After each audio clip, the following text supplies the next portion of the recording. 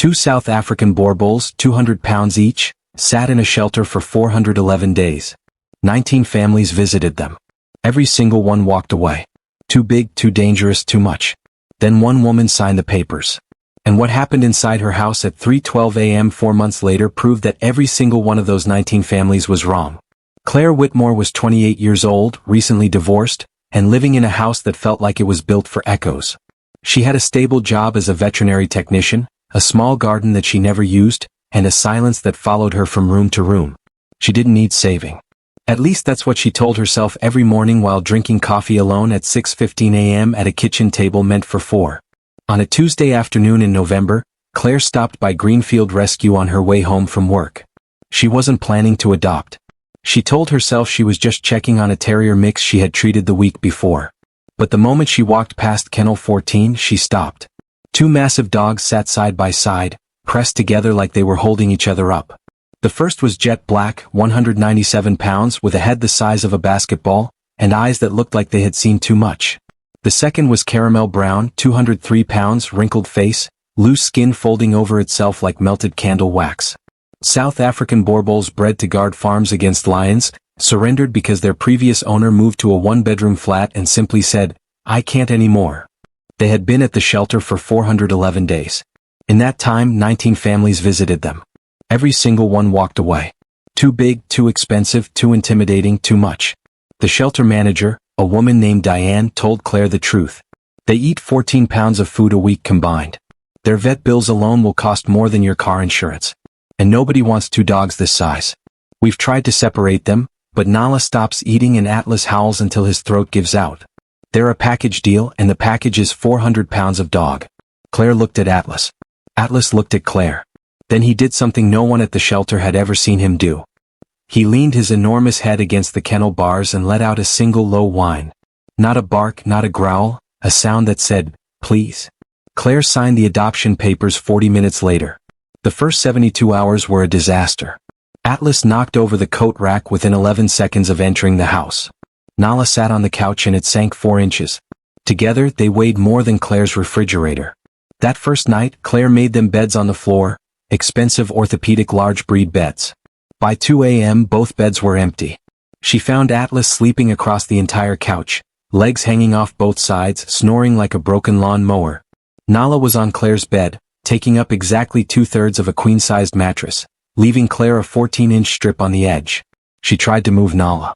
Nala opened one eye, looked at her, and closed it again. Conversation over.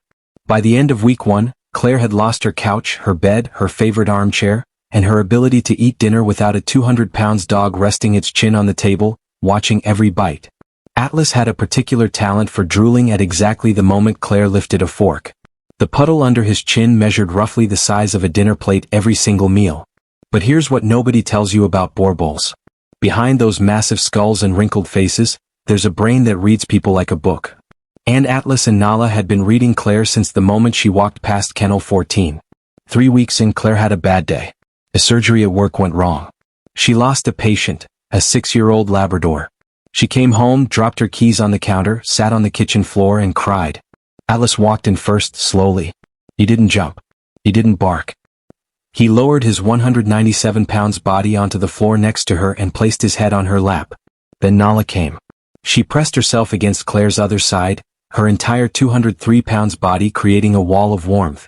Claire was sandwiched between 400 pounds of dog on a kitchen floor at 7:43 p.m. on a Wednesday. And for the first time in 11 months, the house didn't feel empty. From that night on, a routine formed. Every morning at 6:15, Atlas would walk to Claire's bedroom door and sneeze. Not bark, sneeze. One loud, dramatic sneeze that shook his entire body. It was his alarm clock. Nala had her own system. She would pick up Claire's left slipper, only the left one, never the right, carry it to the kitchen and place it next to her food bowl. The message was clear. You get your shoe when I get my breakfast. On a Friday night in March, 4 months after the adoption, Claire woke up at 3:12 a.m. to Atlas barking. Not his usual deep, lazy bark. This was sharp, urgent, relentless. She ran downstairs and found him standing at the kitchen door, staring at the garden. Nala was beside him, hackles raised, a low growl vibrating through her chest. Claire turned on the garden light. A man was halfway over her back fence. He froze when the light hit him. Then he saw Atlas, 197 pounds, standing perfectly still, teeth visible, eyes locked. The man didn't climb over the fence. He fell off it. He ran so fast he left a shoe behind. The police came. They found 2 other houses on the street had been broken into that same night. Claire's was the only one untouched. The same 2 dogs that 19 families rejected. The same 400 pounds of too much. They were the reason Claire slept safely that night and every night after. Today Atlas is 5 and Nala is 4. They still steal the couch.